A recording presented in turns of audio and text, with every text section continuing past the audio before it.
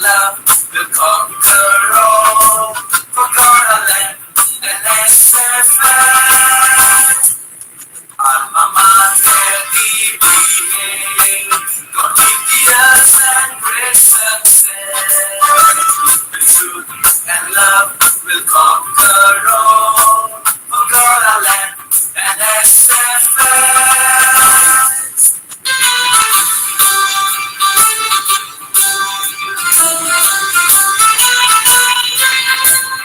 Truth and love, let us unite to our glorious college field. High on the hill, a better light see, leading the children on to faith. Unsung to glory is the message. Spread truth and love far and wide. Loyal to the excellence of guidance. Teacher and pupil side by side. Alma Mater DBA. God give us and great success. With truth and love will conquer all. For God our land and SFL. Alma Mater DBA. God give us and great success. With truth and love will conquer all. For God our land and SFL.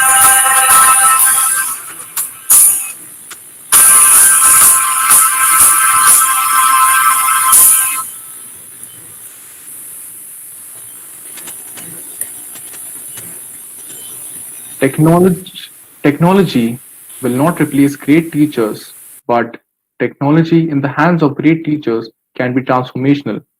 Good morning to one and all present here.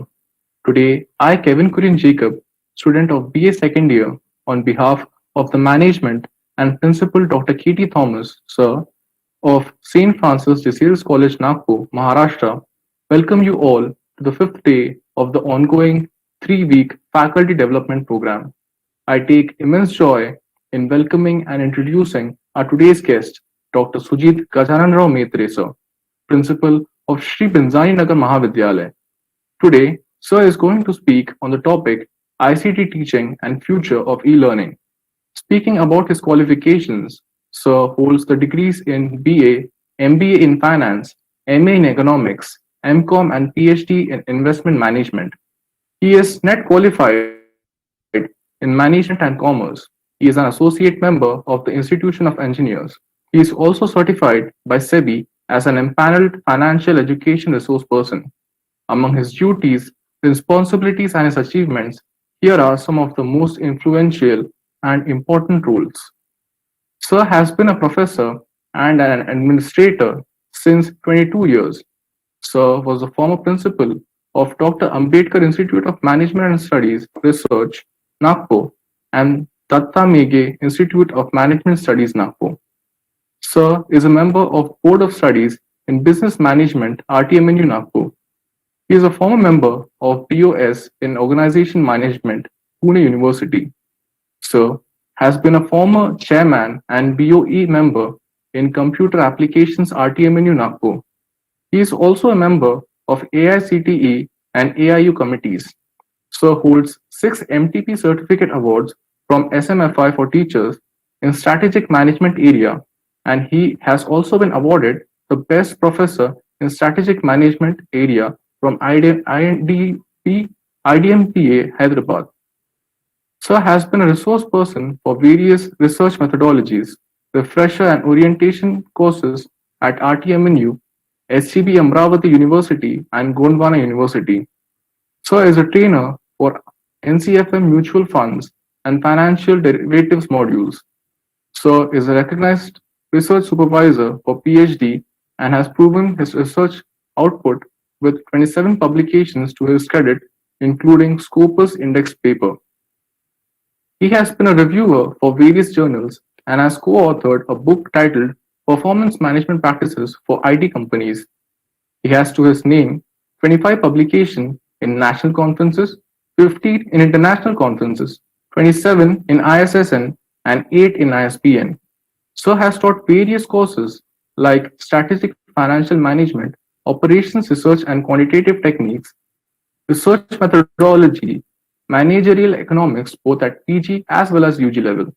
Some of his extension assignments are: Sir has initiated, conceptualized, designed, and instrumented a mega project, Abhiyan, for a social cause, demonstrating the power of a management institute to shoulder the social responsibility.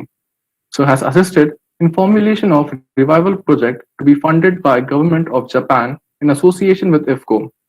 We are privileged to have such a vivid personality with us today. I extend a hearty welcome to you, sir. Before beginning the session, participants please note, if you have any questions or queries during the session, you may please ask Sir by posting them in Google Meet chat box and YouTube live chat. Sir will answer all your questions after the session. So now, I request our eminent speaker, respected Dr. Sujit Gajanarao Maitre sir, to share his expertise with us. Over to you, sir.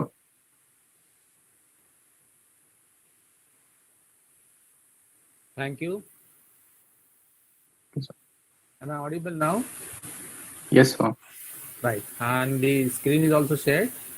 Yes, sir. You're visible, sir. Right. Great. So, good morning, all teachers. Thank you, respected principal sir, for giving me opportunity to interact with faculties all across India. The topic which we are deliberating today is going to be ICT-based teaching and future of e-learning.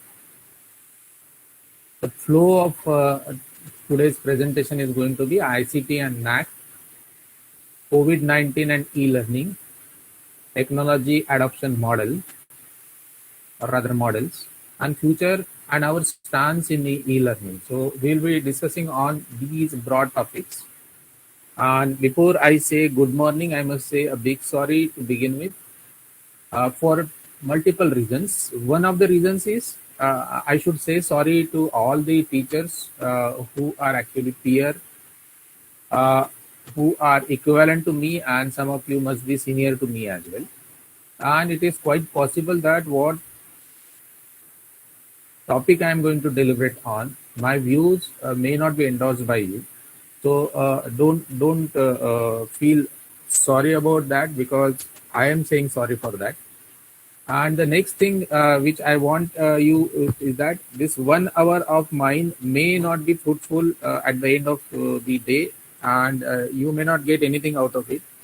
So it is always better to start with a sorry, because whatever you get at the end of the thing will be called as consumer surplus, right? So let us start with that.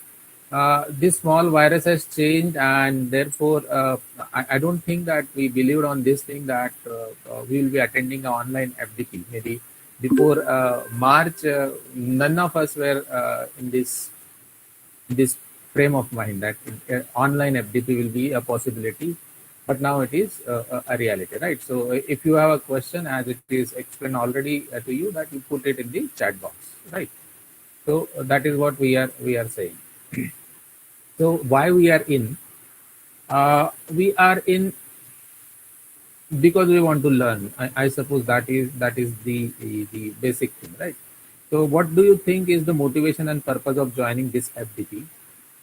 What are our expectations? Have you applied the learning of any previous orientation, refression, or FDP in your classroom? So why I am bombarding you with these questions is because I want to create a background for my particular session, right? So are we aware about our own personalities, and is it important to know as teachers? Is this session on at your college? And if it is yes, then who is engaging your lectures? And are you worried about your students right now? And few warm-up questions. First question is that can you define? Can you give definition for this word cheater? What is cheating? Then comes this question: what is teaching? And right, and who is a teacher? So if these 4 questions are there, then and if they are rhyming, then definitely we are not at fault. Let them rhyme. Next important question is that do you want to be professor? Maybe through cash, if not by direct selection. And the 3 dependent questions on them are: what is the job of a professor? how it is different from the job of associate professor and the assistant professor. In the old parlance, they were called reader and lecturer. So a lecturer taking a lecture, a reader taking a lecture, and a professor taking a lecture, elaborating same topic, dealing with the same topic, is there going to be any difference? And if yes, have we understood that difference, right? And if we have not understood that difference, then professor, associate professor, or assistant professor, the difference is only in the scale, nothing else. But then if the scales are increasing, that simply means something else has to increase. There has to be a value addition. In what respect, we need to understand it, right? Next important set of questions is that uh, is this an event or a process? There is a difference between an event and a process, right? So growing is a process and birthday is an event. So NAAC accreditation is it an event or process? Examinations which we conduct internally, externally by university, is it an event or a process? Teaching learning, is it an event or a process? Right? Research, is it an event or a process? Somebody asks you to publish 2, 3, 4, 5 research papers, and you then publish it, and you get to those numbers, right? Somebody asks you to publish it into Scopus or UGC listed journals, you do it, right? So is it an event or a process? Extension activities normally college demand from the teachers, and MOUs which we enter into, right?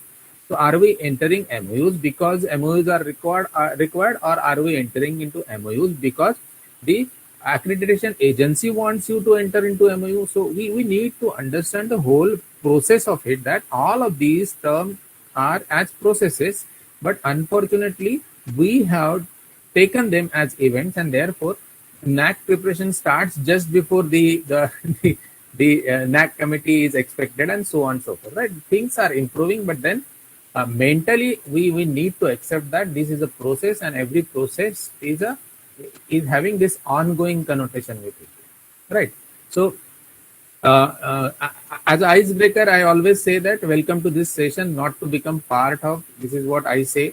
A national fraud, and in what respect we are saying national fraud, then look at the way we as a whole, we are not talking about exceptions, we are not talking about exceptions, I'm repeating.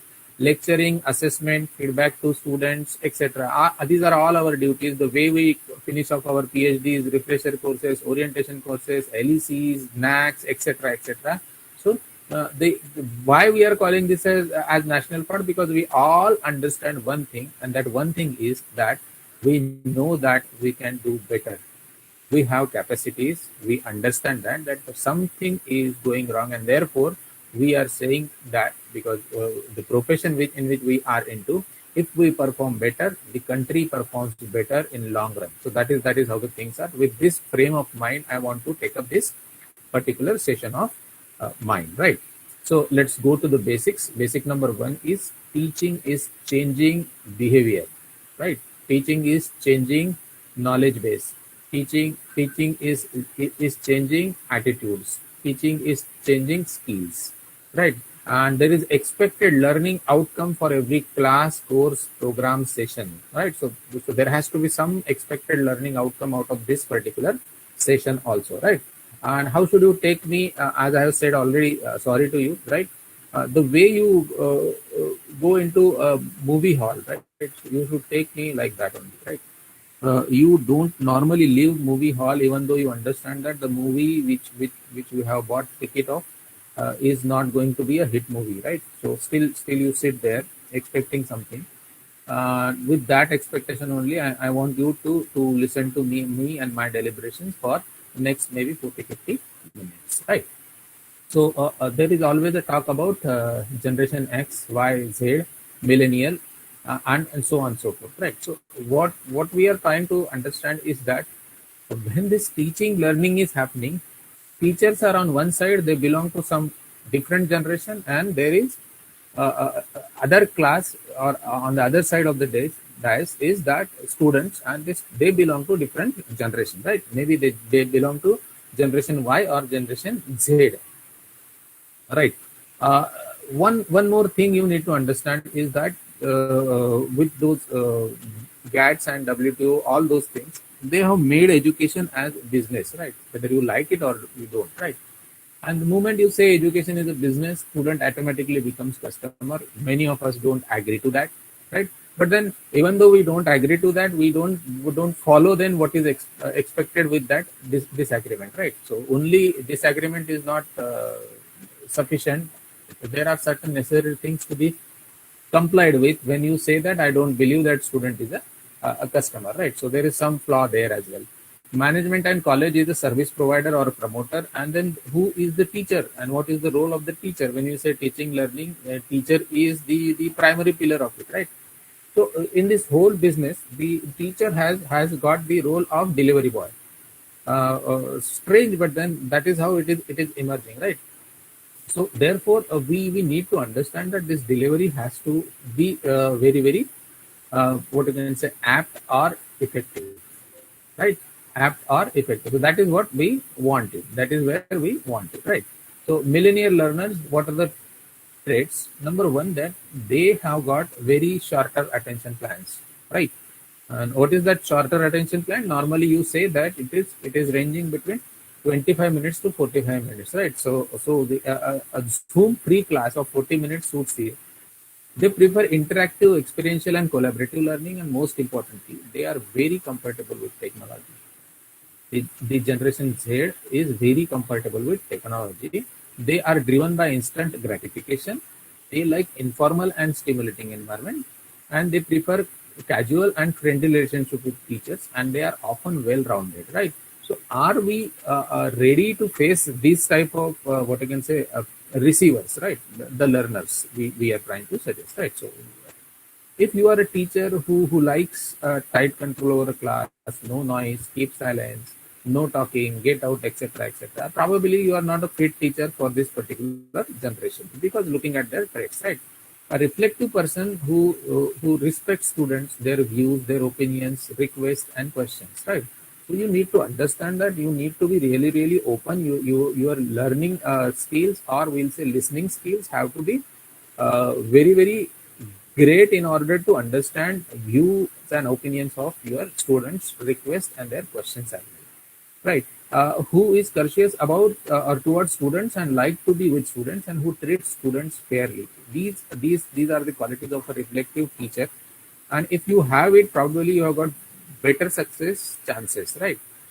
So communication was and is going to be the key. Listening, friendliness, open-mindedness. These are the qualities of a teacher which are liked by the students, and that is where the students start liking the teacher, right? So feedback is very important thing. Confidence, non-verbal communication, and so on and so forth, right? So there are few things which we need to take up from this particular slide. These are the qualities of 21st century teacher. There are multiple qualities, and none of we are expected to possess all of them. But then, broadly thinking, we can think about: first is there has to be activity in the classroom.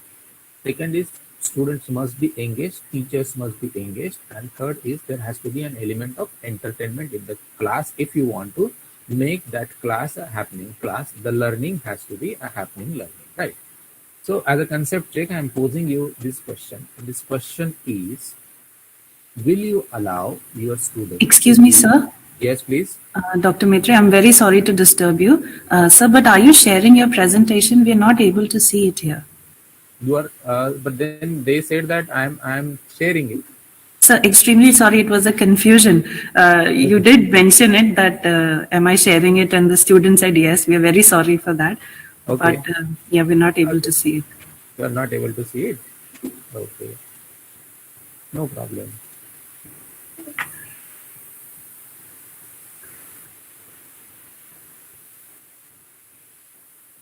What I will do is I will try one more time, right?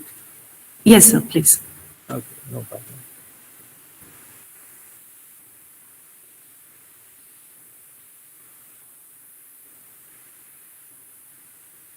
Okay. Now you are able to see this? Yes, sir. Now we are able to see. Great. Thank you so much, sir. Okay. So I hope that you were able to listen to me at least. Yes, definitely, sir. You were very clear. Yeah. Okay. So this is the first concept check which I want you to have, right? Will you allow your students to use smartphones in the class? right? This is the question with which we are starting, right? So that is where we want you to deliberate on, right? Will you allow your students to use smartphones in the class? And if you are saying yes to this, right, in what sense? Maybe in limited sense, still you are open to this idea that you need to be that. I will take you back a little when I say that qualities of 21st century teacher. I wanted you to be activity oriented. Engagement of teacher and students should be ensured, and entertainment in the class has to be there, right? So we were talking about certain things which was wherein we say that communication is the key, and we were talking about feedback as an important element, listening as an important element in the overall process of communication, right? So we were talking about reflective persons who will treat students fairly, right? And we are talking about millennium learners, wherein the point to be focused was they are very comfortable with technology. And I have asked you a simple question that are you ready for these? Are you ready for uh, these learners, right? So you need to understand those things in perspective, right? So what do we do now that we need to be a little bit sincere or more sincere than ever before? Let's respond and not react to what is happening in the environment. Let's not do things for the sake of doing it because somebody else wants me to do it. I will not do that because somebody wants me to do it. I will take everything as a process, and a process has got improvement potential. And let us understand OBE, and I suppose that in this FDP, the outcome-based education is focused upon. So we need to understand this OBE concepts very clearly and adopt those things in the classroom, right? So you will be able to apply whatever I'm saying, evaluate whatever I'm saying, and create the e-learning or e-content based on the expectations of this particular session, right? So let us begin with this underlying fact that NAAC peer team visit is a real motivator. Normally, you will see huge activity when the NAAC committee visit is expected, right? Huge activity in the campus, overall campus, right? I don't know whether we are looking for the quality or we are looking for the quantity. I don't really understand, right? And I'm not that big enough to understand these differences. But then what I have observed that there is a certain amount of buzz in the campus when this NAAC peer team visit is coming, right? When we scan through the document of what you can say NAAC, which we can take as a directive document, right? Wherein it says that NAAC and ICT is a very old relation, right? So they were demanding ICT from a very long time, right? The few of you, the colleges maybe into fourth or fifth cycle as well, I don't know. But then those were the days when ICT meant that use of overhead projectors. Then ICT means that use of computers and PowerPoint presentations.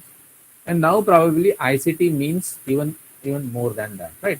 But since long time, if you look at the manuals which are given by NAAC, I have reproduced the contents of that NAAC manual only, right? So what they are trying to suggest is that they are trying to create certain amount of background for this ICT. They said that at a time when our educational institutions are expected to perform as good as the global partners, significant technological innovations have to be adopted. Traditional methods of delivering higher education have become less motivating to large number of students, and this is an important observation from the NAAC side. It is mentioned in their manual, right? So what do you see in this picture, right? So are you able to see something?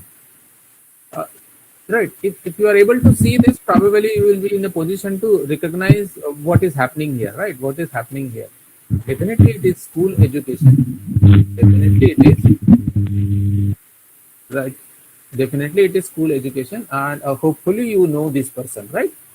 Hopefully you know this person. If you don't recognize him right now, probably try to recognize this person now, right? It's 7 crores, right? Maharashtra based person who got elected as very promising young teacher, right? And who has done wonders in the field of education.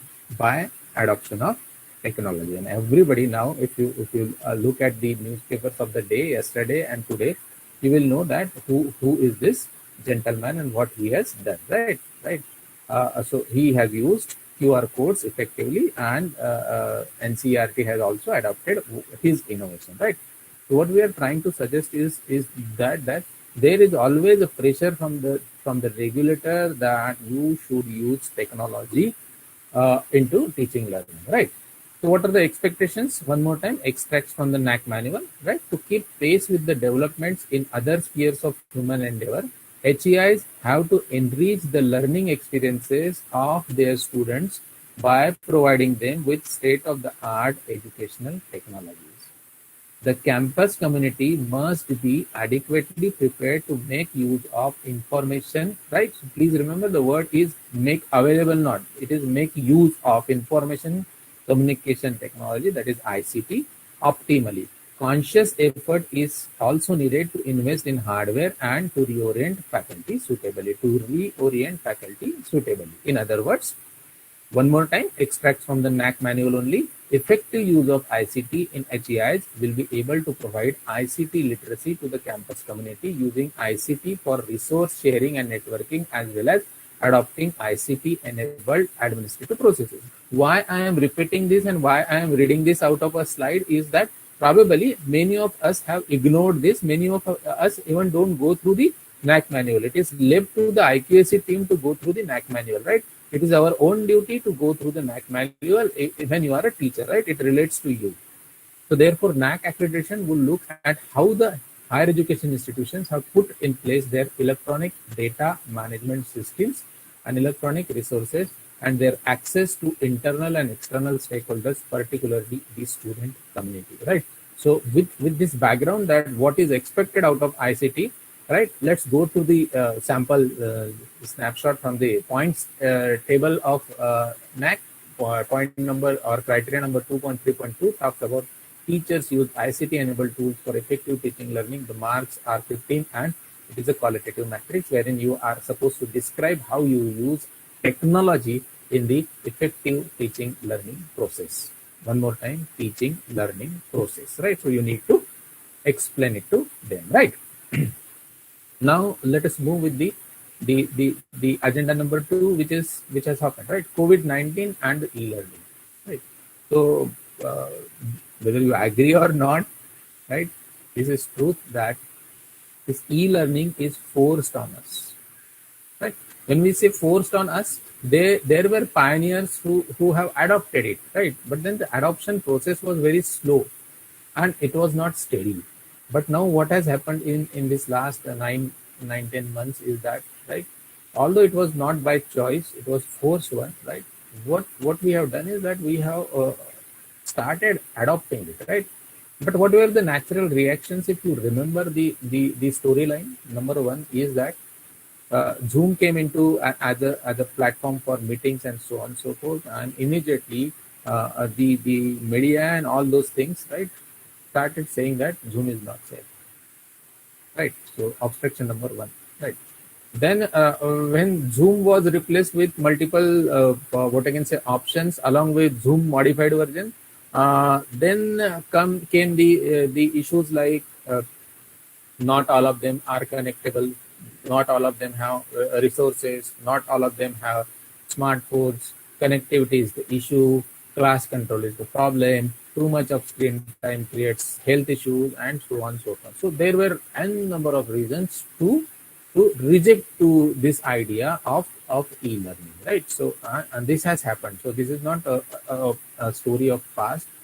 You all have experienced this. You all have experienced this, that this is how probably some of the reasons you all now also are going to put forward, saying that maybe reason number 2, that many of them don't have resources and too much of screen time creates health issues and so on and so forth. So you will understand that the health issues will be severe in case of the primary and secondary education students as against higher education students. But then the reality is that the regular teaching learning is happening at below what you can say undergraduate levels, rather than undergraduate or higher education, right? So you need to understand this difference and the policies and the contradictions we are making in our statements and in our approaches, right?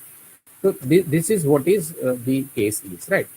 Just imagine अगर COVID नहीं होता तो क्या होता था, right? So try to imagine that if imagine a word, say the month of what you can say Feb or March, when there is no news of COVID, right? So what would have happened to this e-learning space, right? What would happen to the spread of SWAYAM, NPTEL, EPG, Pathshala, right? So they would have progressed with their own pace, right? Even you could see that SWAYAM and NPTEL as a platform, as a certification agency, as a learning platforms, were getting popularity, right? Many of them were doing it, and where they were not getting popularity, you could see that UGC and AICT were actually forcing you to adopt to these SWAYAM and NPTEL courses, to have credit transfers and so on and so forth, right? There were incentives for creation of this EPG Pathshala and the resources there. So you need to understand that it was in store, right? So 4-quadrant course material was taking you towards this e-learning concept only, right? Because there was a mention of video, audio, and supported things, right? So it would have been slow, but it was coming for sure. So that is my take on this, that the speed with which it is happening now, that e-learning, e-teaching, whatever you call it, right? It would have been slow, but then it was coming for sure. It was, maybe it would have taken another 4-5 years to take up this status, but now because it was forced on us, we have started adopting it, right? So can we go to some analogy now before we move and start understanding the theory of it, right? So analogy is that because in our lifetime only we have seen this computerization in banks, right? At that time I was doing graduation. Probably you were doing below that, or but what we were experiencing at that time also is that when the first computer was installed in the bank, and when it was decided to computerize the overall banking structure, the natural reaction at that time was, this was first.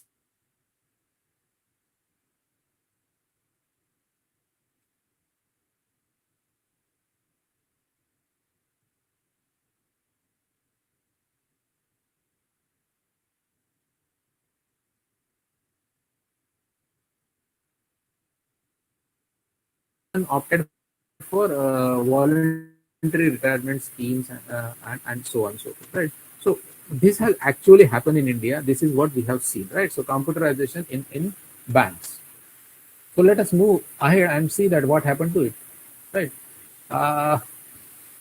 Nothing happened. Finally, within 6 months, we started getting advertisement that we are proudly announcing that we are 100% computerized bank. All our branches are computerized. So those who were agitating, those who were opposing, now started taking proud in announcing that there is 100% computerization in the segment now. And what happened after that, right? What happened to the threat of that computers will kill the employment? Then you know that ITA and ITS service, banking, finance, insurance sector, they are the only employer available in the whole zone, right? They were the star performance for so many years, and that you could see, right? So you need to understand that this is how we normally react, right? So let us understand the theory behind it. So theory behind it means whenever there is a technology, when it is a forced kind of thing, normally all changes are forced one, because we are hesitant to change. We don't like change, right? So we take time. There is a lot of inertia when we try to change syllabus, when we try to adopt new methods, and so on and so forth, right? So the first bit from theory is coming from the theory of reasoned action, right? And this theory is coming to you from 1989, right? So this is called theory of reasoned action, right? So it is trying to give or explain the actual behavior, why it is happening, right? So before you actually behave like that, there is a behavioral intention. So how come there is is a behavioral intention, then there is behavioral intention because of your attitude towards behavior and subject to norms, right? And from where those attitudes come from beliefs and evaluations, and from where the subjective norms come, they come from normative beliefs and motivation to comply, right? So we are trying to understand it. So now we'll go from a diagram to text, right? So the theory of reasoned action talks about uh, it's it is coming from the field of social psychology, and this model developed by Fishbein and Eisen, it defines the links between beliefs, attitudes, norms, intentions, behaviors of individuals. According to this model, a person's behavior is determined by its behavioral intention to perform, right? And they say that subjective norm is one of the critical elements. The person's perception that most people who are important to him think he should or should not perform the behavior in question. For example, if the people around you, if your bosses, head of the departments, and principal want you to perform the way they want you to perform, then you will start performing. Is the theory, right? So it says that behavioral intention is nothing but the summation of these two things. First, your own attitude, and second, subjective norms, or we'll say pressure coming out from the peers and bosses, right? Now this is the model of what you can say technology acceptance model, which is taken from this previous model, right? What was previous model? Previous model was a theory of reasoned action. So from TRA you have got TAM, right? And what does it say? That it says and it deals with the use of technology acceptance, right?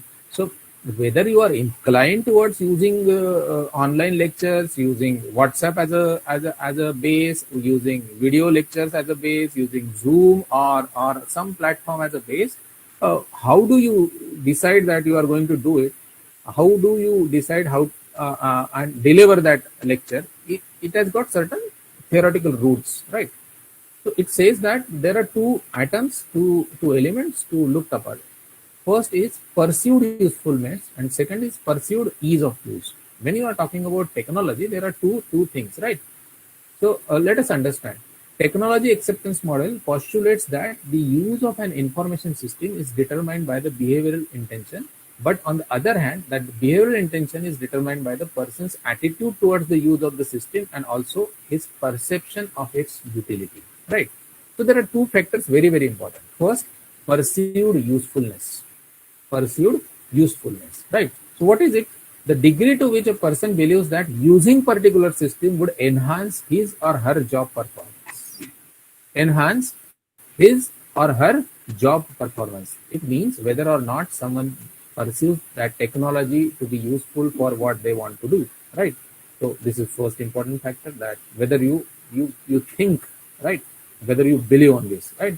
Second is perceived ease of use. That means how easy it is for use, right? And now you will see that with little training, you were able to use this platform very effectively. The degree to which a person believes that using a particular system would be free from effort. So strange, but then in general, on an average, we don't like to change because changing requires effort, right? So this is important element, perceived ease of use, right? So the degree to which a person believes that using a particular system would be free from effort. If the technology is easy to use, then the barriers conquered. If it is not easy to use and the interface is complicated, no one has a positive attitude towards it, right? So you need to understand it. But then fortunately, we have got all the technology which is ready to use, plug and play, right? So quickly, I will take you to the 7 POs one more time taken out from that NAAC manual. We want this undergraduate general degree program students who are doing 3-year degree course to have these traits. First is they should be good at critical thinking. Second, they should be better at effective communication. Third, there has to be element of social interaction, effective citizenship. Fifth is ethics, so they have to be ethical. Sixth is environment and sustainability consciousness. But seventh, where I want to take you is that the students are expected to be self-directed and lifelong learners. Same is the case with the teachers. Teachers are also expected to be self-directed and lifelong learners. they must be in a position to acquire the ability to engage in independent and lifelong learning in the broadest context of socio-technological changes. So if I am expecting a graduating student who is completing his 3 years degree to have all these 7 traits, 7 qualities, 7 skills, whatever it is, right? 7 outcomes we are talking about. Why can't the teacher have at least the 7th one, which is self-directed and lifelong learning in the broadest context of socio-technological changes, right? So that takes you to the something called as blending. So only teaching, that is what we can say is that chalk and talk method. Right? Only teaching is chalk and talk method, or without chalk and talk also, right? When that is happening, right? Probably, if you believe on the NAAC manual, it says that many of us, many of the students are going away out of from their classroom, right? So they don't enjoy the classroom learning or classroom environment. So you need to improve that classroom environment by blending or adding certain elements to it. Maybe you can add audio, you can add video to it, right? So that we say that it is a blended classroom, right? It is a blended classroom. So the goal is really simple: learning without boundaries, which means taking advantage of all the resources available to turn the whole world into classroom, right? So when I say whole world into classroom, that means that I want to break up the boundary of a classroom, and what else than e-learning platforms, right? Who will help me in achieving this goal of mine, which will say that I want to turn the whole world into classroom, right? Uh, so you have created these two things, or at least one of them, Moodle or Google Classroom, right? Maybe many of you may not be aware about Moodle, right? But then Google Classroom is the what you can say famous platform available for conduction of your courses, right? So teaching experts prepare course content and conduct live online classes designed to grab interest and dive into learning. These sessions make textbook pages come alive with variety of interactive activities and challenges and so on and so forth. What we are observing is that when this learning is happening without commutation. That means student is sitting in his own environment and trying to learn, right? And the they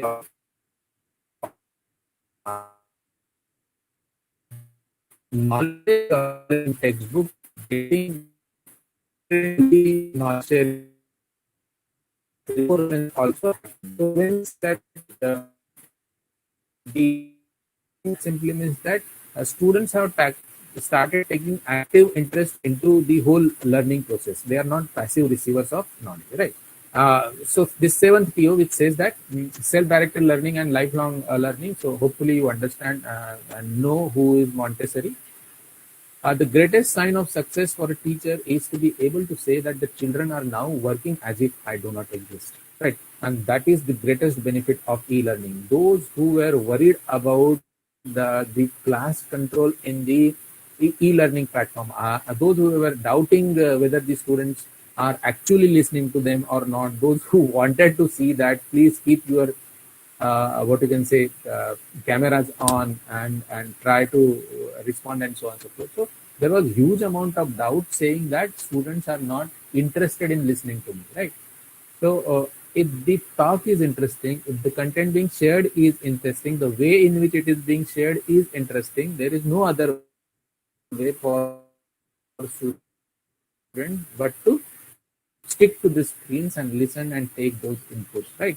And the e-learning platform also ensures you to have both synchronous as well as asynchronous learning capacities. That simply means that the live sessions are being received well, it's okay, but then for those who could not for some reason review those lectures, and definitely there are certain slow learners also, those who also get to go through those classes because they are available anytime, right? It is not that only one time delivery and then it is left to you whether you understood or not, right? So tracking process is very important element. We call them by the name of assessment and test and assignments, whatever it is, right?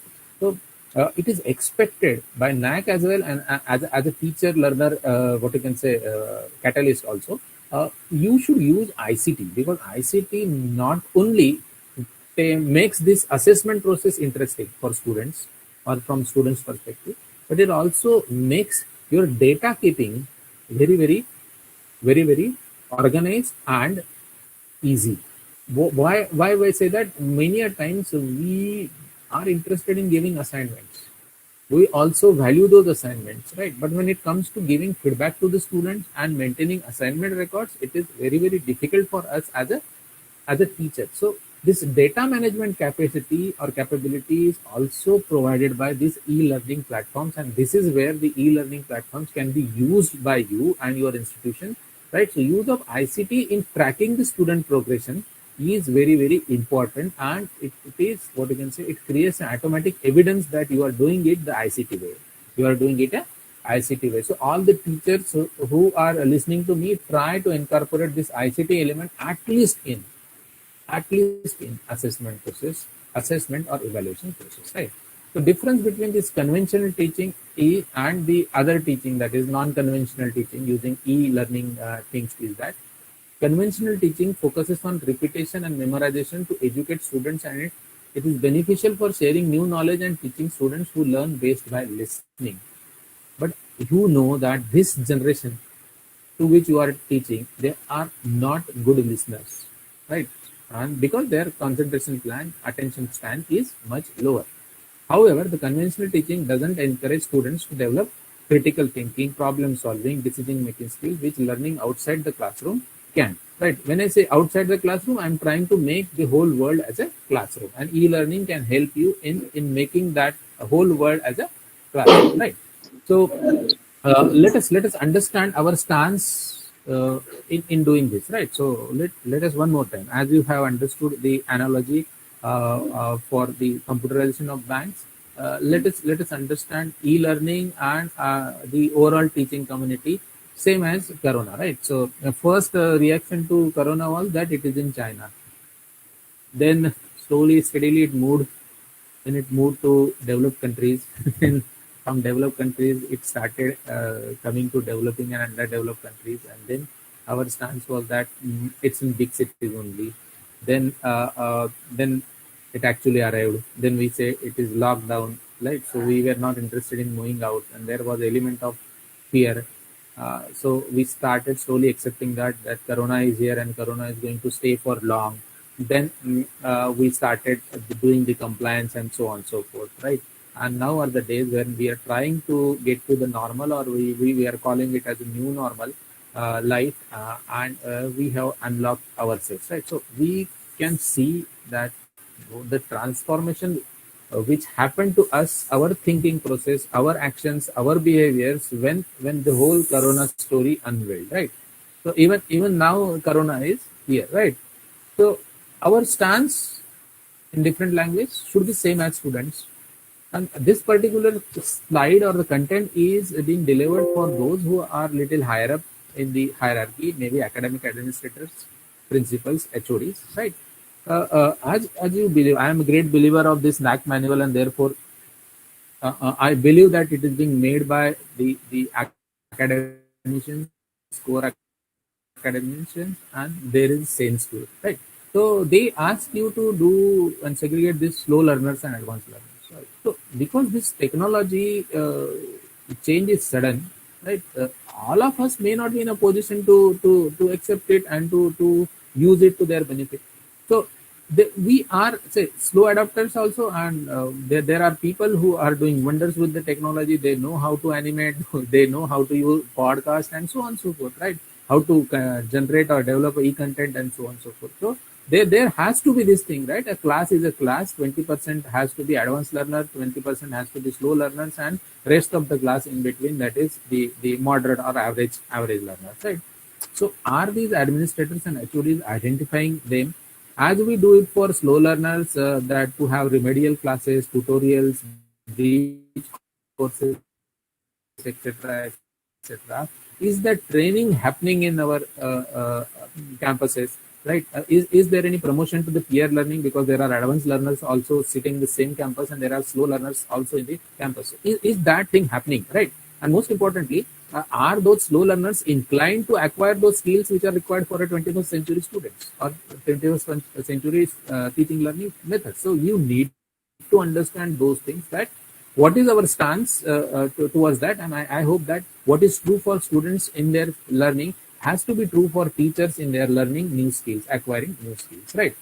So finally, when we are trying to do that teaching is all about facilitation in the learning process, then the dictionary meaning of it is quite surprising. It says that it is the act of helping other people to deal with the process or reach an agreement or solution without getting directly involved in the process, discussion, etc.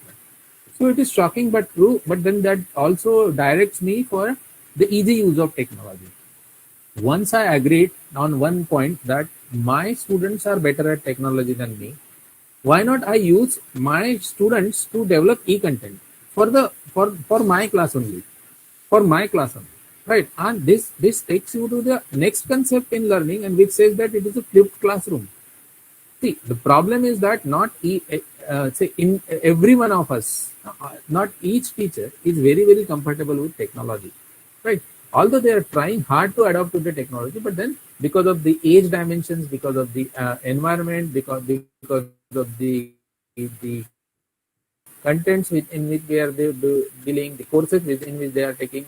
So what we are trying to understand is that there is a whole lot available who are keen to apply, keen to use technology. Why not use our own students to develop that 4-quadrant study material? So you will be in the role of facilitation. You will be guiding them that this is what is expected, and maybe through teamwork or individual efforts, your students will actually help you in doing this, and in the process you will be getting the impact of a flipped classroom, which is yet another method of teaching learning which is coming forth, right? So even though we were not in a position to understand the role of a facilitator, now with this deliberation, with this approach which I have given you, probably some of you can try and collaborate with your students who are advanced learners, right? Form their teams, and they will be helping you in this technology adoption, right? So in the process, you will also get enriched in and they will also get benefited out of it, right? So final word is that as a teacher, we love and we need these 4 things. First thing is acknowledgement, appreciation, respect, and recognition, right? So these things are required. These things are required, right? What I believe is that the online platforms gives you instant possibilities, or instant, what you can say, what do you call it, that instant support to give acknowledgement to your students.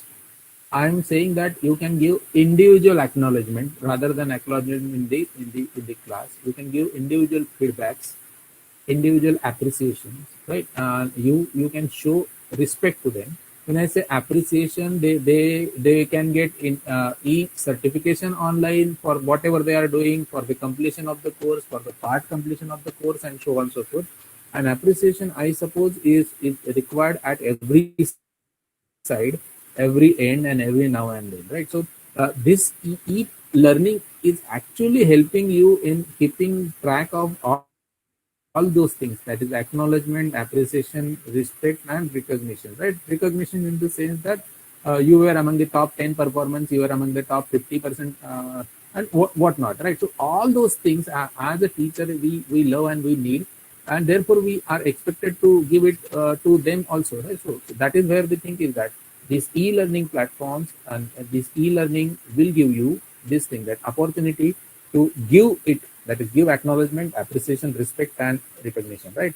So that is how I look up to this ICT, or use of ICT and e-learning. That is, e-learning is here to say, that is the bottom line, which says that Corona will go, but e-learning will not go. It will stay because it was bound to come otherwise also, right? So it will stay. So it is better that the way we have reacted, the way banking sector has reacted when they said 100% computerized. So there will be a day in Indian education system which will say that all my teachers are effectively using the e-learning platforms for continual or we'll say that self-directed learning, right? Because what is important is not the output.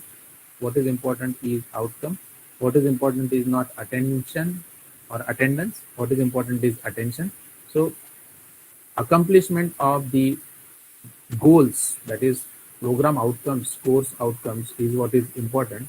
Ways and methods can change, but the way the future generation is going to love it, it is going to be e-learning way.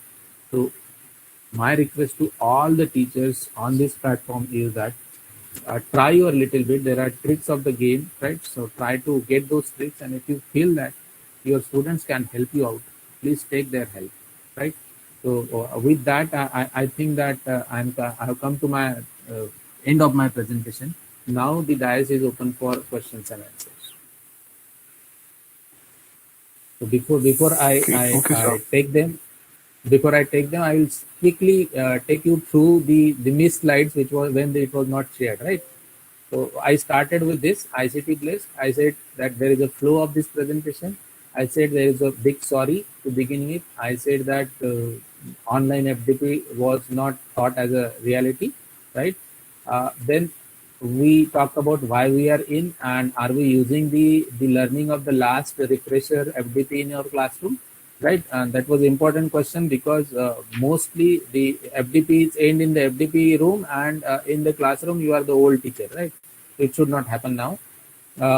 Is it rhyming? I was asking you about these things, four things: the teacher cheating, teacher teaching, and then I asked you about this professor, and do you understand the difference between the professor, associate, and assistant professor? I also ask you these questions: that is this an event or process? NAAC, examination, teaching, learning, research, extension, MOUs, right? And then we say what is happening. It can be compared to this, right? We know that we can do it better. So that is what is the case is, right? And we said that teaching is changing behavior, and there is an expected learning output for every class, right? And then we start with generation X, Y, and then we say teacher as delivery boy, and therefore delivery has to be better, and then we continue from there, right? There are very millennials and so on and so forth, right? So that was all. This is definitely in between. This is right. So this gentleman has shown us that technology can do wonders, right? Technology can do wonders, and this is how we think that, right? So thank you very much for listening to me for last 1 hour. Now I will stop sharing, and the dice is open for questions and answers. What an inspirational talk that was, sir. I'm sure, sir, that every participating mind is now flooded with more clarity and better perspectives regarding the ICT teaching tools and techniques. I sincerely appreciate your willingness to spare your valuable time to interact with all of us. Thank you, sir. There are a few queries Thank you. from the participants. With your permission, I would like to put forth the questions to you, sir. May I? Right. Yeah, Okay, please. sir. Yes, sir. So the first question is, what kind of resilient education system in our country can actually be equitable and sustainable for the marginalized students who actually want to be benefited from it?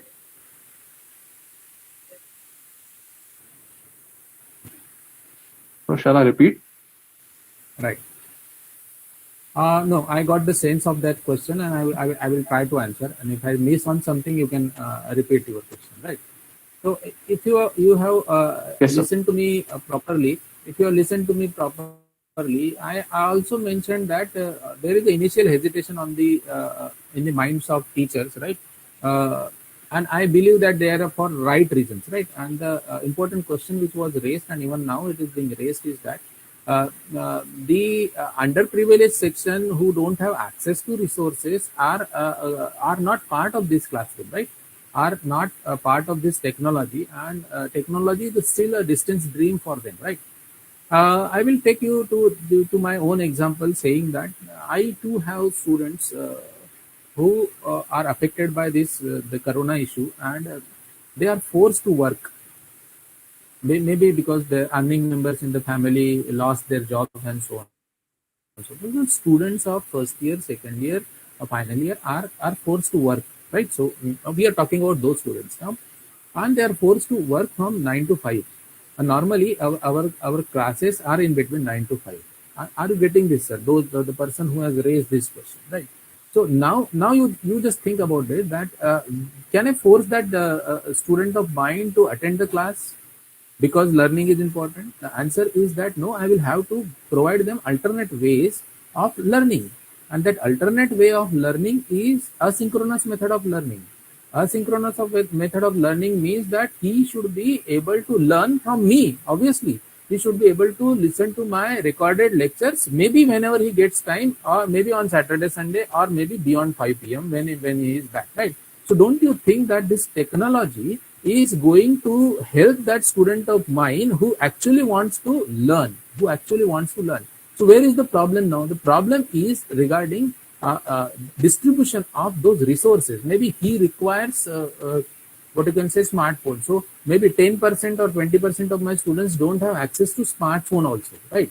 So I was talking about those students who are working and have access to smartphone. So can I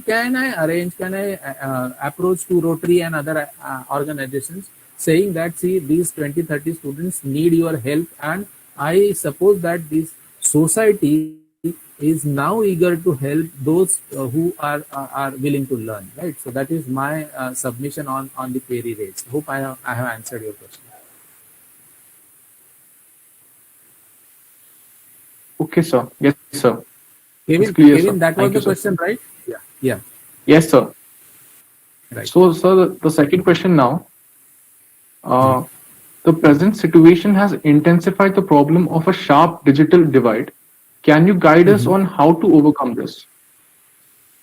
Okay, maybe not the part of this thing. When you say India versus Bharat, so we are talking about the same divide now, that those who have the resources and those who don't have the resources, right? Yes, So sir. what we are trying to understand is that technology cannot reach to 100% of the individuals in one go. It has to be a steady and slow process, right? Just because it is not accessible by all, you cannot discard the technology.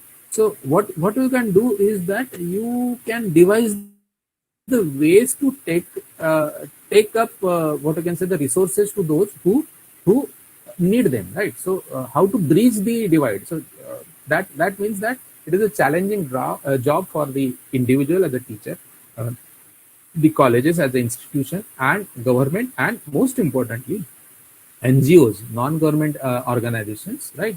Those who have got resources and those who can easily offer those resources to those learners, right? I was expecting some, what you can say, some big players in the market into this mobile technology, the mobile providers, right? Maybe like Jio, Airtel, and all those things to come together to come out with a plan which is very suitable for students, right? If you remember that long back, Reliance came with 500 rupees, what you can say, handset and a lot of free data. Jio is also right now doing it, right? So I'm hopeful that very soon, when this becomes the reality, that e-learning is going to stay beyond Corona, I'm hopeful that government and non-government organizations will come together. If they don't come together, we'll force them to come together and to help out those who don't have resources. I hope that this is the direction in which we should approach. Okay, sir. Thank you, sir. Right. Yeah. So now the third question. In online teaching, how can a teacher be sure of a fair assessment process, ESP, when the exams and assignments are online? Okay. Yes. My submission to this question is that if I believe in open book examination, there is no harm in, see, otherwise also the every learning mechanism or the system is suggesting you that do away from the rote learning, right? So if I believe that case study can assess, so case study you keep everything open. So if open book examination is the reality, if we have accepted open book examination, that simply means that we need to change the way we assess, right? We have to do away with the questions like define, differentiate, and so on and so forth, right?